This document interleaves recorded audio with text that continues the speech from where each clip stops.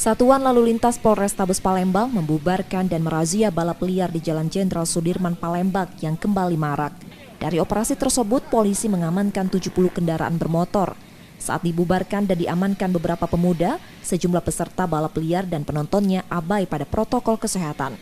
Kasat Lantas Polrestabes Palembang mengatakan, para pengendara yang diamankan memanfaatkan pelonggaran kegiatan masyarakat.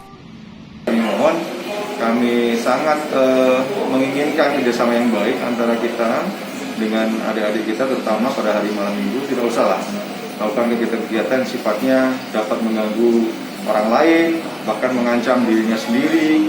Ya, karena dalam kondisi kecepatan yang tinggi tanpa dilengkapi dengan pengaman tentunya berisiko kepada dirinya sendiri jika terjadi sesuatu.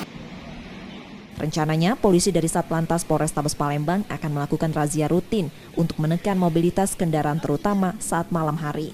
Yudi Kiswanto, Kompas TV, Palembang.